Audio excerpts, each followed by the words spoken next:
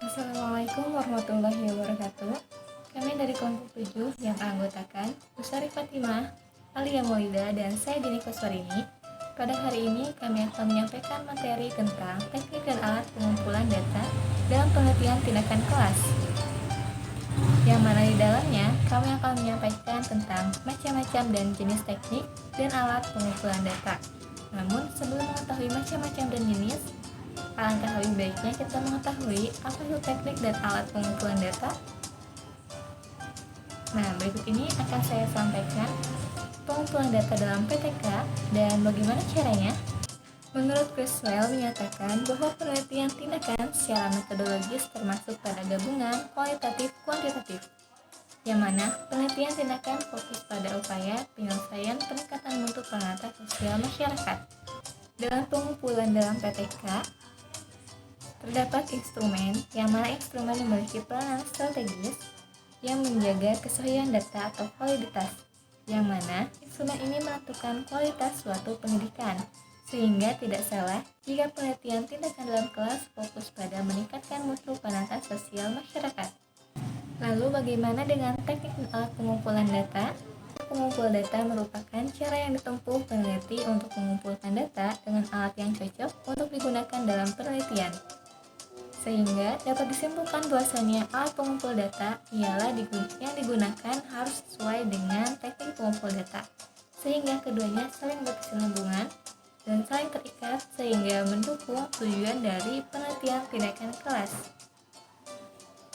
Contohnya, teknik observasi langsung dengan alatnya pedoman observasi, teknik komunikasi dengan alatnya panduan wawancara, teknik komunikasi tidak langsung dengan alatnya angket, teknik pengukuran dengan alatnya tes, dan teknik studi dokumenter dengan alatnya dokumen. Nah, berikutnya akan disampaikan tentang macam-macam teknik dan alat pengumpulan data. Macam-macam pengumpulan data. Menurut Kunandar, terdapat 8 macam pengumpulan data, yaitu observasi, tes, wawancara, rekaman foto, angket atau kuesioner, tape dan video, catatan harian, pedoman pengkajian data dokumen, dan juga catatan laporan. Pengumpulan data melalui observasi. Observasi merupakan suatu teknik atau cara mengumpulkan data dengan melakukan pengamatan terhadap kegiatan yang sedang berlangsung. Hal yang harus diperhatikan dalam observasi, pertama memperhatikan fokus penelitian, kedua kegiatan apa yang harus diamati, dan yang ketiga bersifat umum atau khusus. Kegiatan umum ialah segala sesuatu yang terjadi di dalam kelas yang harus diamati dan dikomentari serta dicatat dalam catatan lapangan. Sedangkan kegiatan khusus ialah hanya memfokuskan pada kegiatan khusus yang terjadi di dalam kelas sebagai kegiatan tertentu atau praktik pembelajaran tertentu. Langkah-langkah observasi ada 3. Pertama, pertemuan perencanaan, kedua, observasi kelas, dan yang ketiga, diskusi balikan. Jenis-jenis observasi dilihat dari segi proses pelaksanaan pengumpulan data. Yang pertama, observasi berperan serta atau aktif. Observasi ini terlibat dengan kegiatan sehari-hari orang yang sedang diamati atau digunakan sebagai sumber data penelitian. Contohnya, guru yang bertindak sebagai peneliti di dalam kelasnya. Sedangkan yang kedua, untuk non-partisipan atau pasif, peneliti tidak terlibat secara langsung, hanya mencatat, menganalisis, dan membuat kesimpulan yang ada. Dilihat dari segi instrumen yang digunakan. Yang pertama, observasi terstruktur, yaitu yang telah dirancang dan sistematis tentang apa yang akan diamati, kapan, dan di mana. Yang kedua, tidak terstruktur, yaitu yang tidak dipersiapkan secara sistematis. Jenis observasi yang lain diantaranya observasi terbuka, yaitu yang dilakukan dengan cara mencatat segala sesuatu yang terjadi di dalam kelas. Observasi terfokus, yang hanya ingin mencari data dengan memfokuskan masalah yang telah diteliti atau yang akan diteliti, dan sistematis, yaitu dengan skala atau hasil pemikiran orang lain. Baiklah, untuk selanjutnya yaitu tentang wawancara. Wawancara merupakan suatu percakapan yang dilakukan oleh pewawancara untuk memperoleh informasi dari teks wawancara, narasumber, atau informan. Selanjutnya ada jenis-jenis wawancara. Jenis wawancara yang pertama yaitu wawancara terstruktur. Nah, wawancara ini dilakukan dengan terlebih dahulu menyiapkan bahan wawancara atau pertanyaan. Untuk jenis wawancara yang kedua yaitu wawancara semi terstruktur.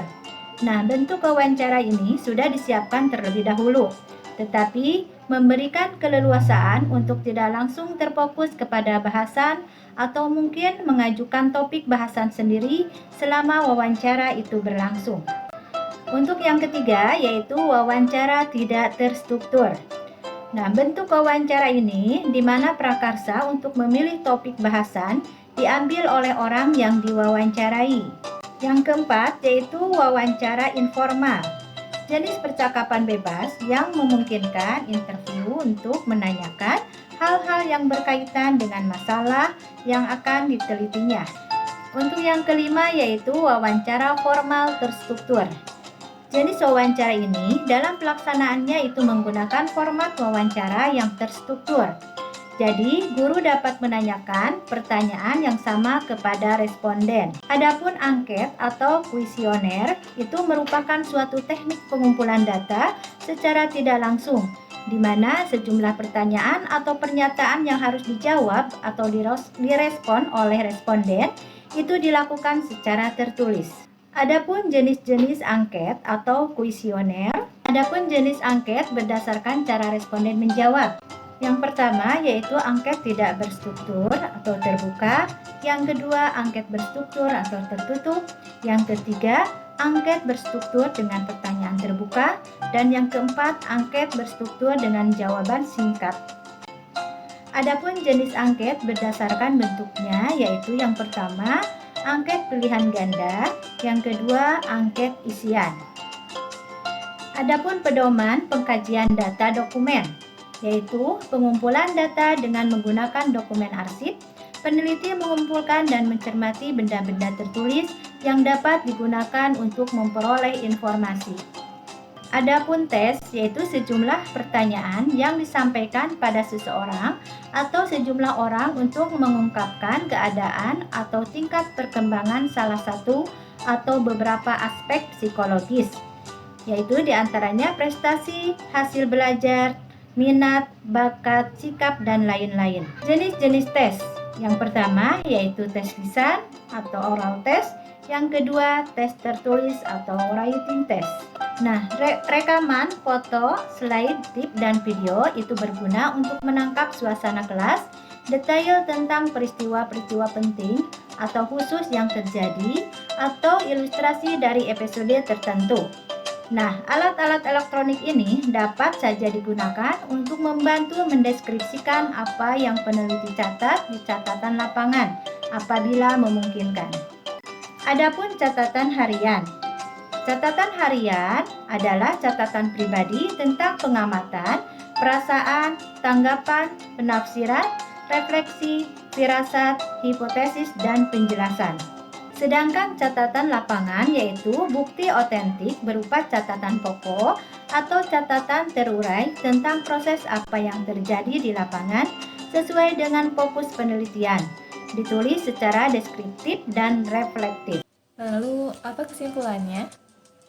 Kesimpulannya ialah prinsip pengumpulan data dalam PTK tidak jauh berbeda dengan penelitian formal. Dalam PTK umumnya dikumpulkan dua jenis data, yaitu kualitatif dan kuantitatif, yang mana data tersebut digunakan untuk menggambarkan perubahan yang terjadi. Satu hal yang perlu diingat bahwasanya dalam PTK, guru sebagai peneliti akan merancang penelitian dan dia sendiri yang melaksanakan tindakan, dia sendiri juga yang melakukan pengumpulan data termasuk menganalisis hasil data yang diperoleh. Oleh karena itu, guru sebagai peneliti PTK harus sadar betul bahwasanya manipulasi data sangat tidak diperbolehkan atau bahkan dilarang. Nah, mungkin itu saja yang bisa kami sampaikan pada kesempatan hari ini. Thanks for watching. Assalamualaikum warahmatullahi wabarakatuh.